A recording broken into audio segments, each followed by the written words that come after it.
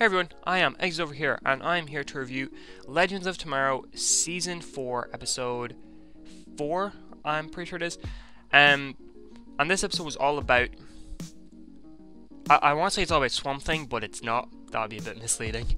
The episode is all about this creature that the Legends have to find in 1995 at kind of a summer camp style thing. And the episode, more or less, is just about...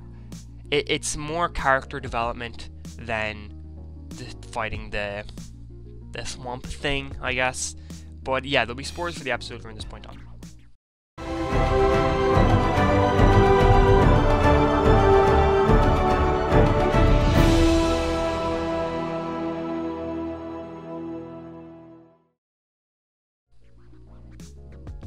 So this episode, at the trailer for the last episode, it really kind of made me think that we were going to see actual Swamp Thing in some form, even a cameo at the very end of the episode, just to show that he's out there.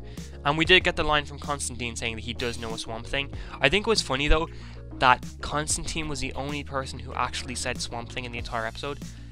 Ava, Sara, all of the others, they never actually say Swamp Thing. They always say Swamp Thang, Swamp, They say the titles of the movies, but none of the titles of the movies are actually Swamp Thing. There's Swamp Thang, Swamp... There was a bunch of variations of the name, but I'm pretty sure Constantine was the only one who actually said Swamp Thing in the entire episode, despite the amount of times that style of word was said, which was... it was interesting. I know that with the Swamp Thing TV show coming down the line, it's highly unlikely we will get Swamp Thing in any big form in this show at all. I do think though that a cameo just to show that he's out there isn't exactly out of the question, and now that we know he does exist in the Arrowverse, it's entirely possible we could get a big kind of stuff, but like say an episode revolved around it or something, especially with the TV show down the road, no way that's gonna happen, which sucks, but hey, I mean, at least we're getting him in live action. So like I said, the episode was much more about character development than actually beating the mysterious creature. And this was an alright episode. It wasn't anything spectacular, but it wasn't bad either. It was enjoyable. I think it's probably my least favourite episode of the season yet, but it was still enjoyable. We got to see a lot of dynamics. Mick especially started bonding with Charlie or Amaya, which was a fun thing, because when Amaya first came to the Waverider, I believe he was the one who bonded with her the most, or he was the one who kind of made her feel at home the most. They kind of just, start talking together more than the others. I like to see that that's kind of the same here, where Mick is the one that's bonding with Charlie rather than the other group, which is so unlikely that Mick could be the one, to bond with these characters more, but I like it. And a couple of times when they were talking to her, Mick would bring up Snart, he would bring up a couple of the places he's in. The vodka he was drinking when he said he was in a gulag, that may have been a callback to the season 1 two-parter where him and Ray were stuck in a gulag, but I can't remember if it was the same one he's on about. He did say that him and Snart were in Supermax though, which might be I haven't seen Prison Break, but I know that this show loves to reference that show all the time, so that could have been a little tease for Prison Break, but I'm not going to say if it is or not, because I don't know if they were in a Supermax in that show.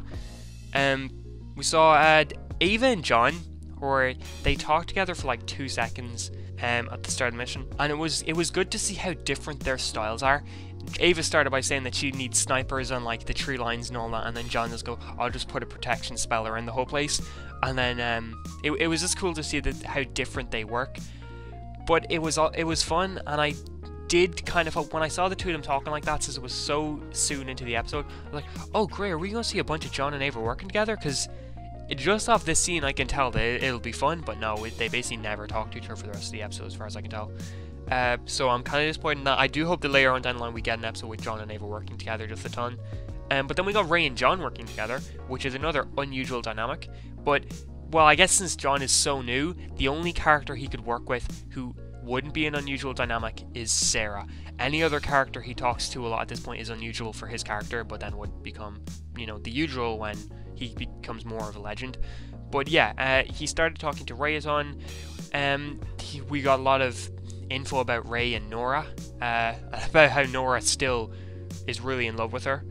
And towards the end of the episode, John said, "I am not losing another kid," which I assume is a reference to Astra, who was a girl who's really close to his group, and I think she was taken by a demon. I know she died for sure, but I think she was taken to hell.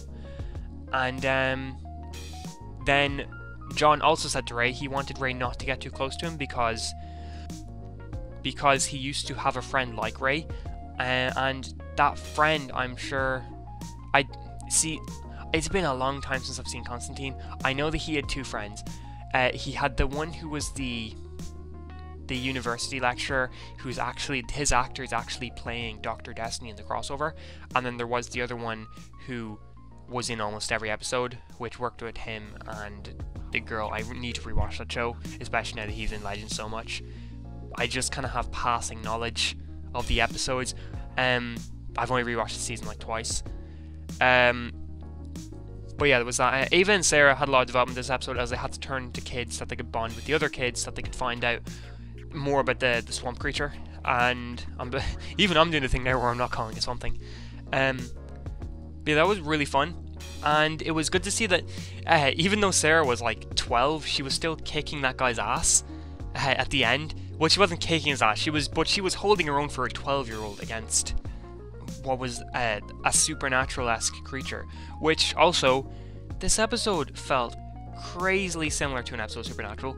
Just the way everything was shot, the way it was in a summer camp with the swamp creature, it was all just so it just screamed Supernatural, and especially the later seasons of Supernatural, because Dean and Sam becoming counselors to try and track down the creature and having to like bond with everybody around, that definitely feels like a Supernatural episode to me.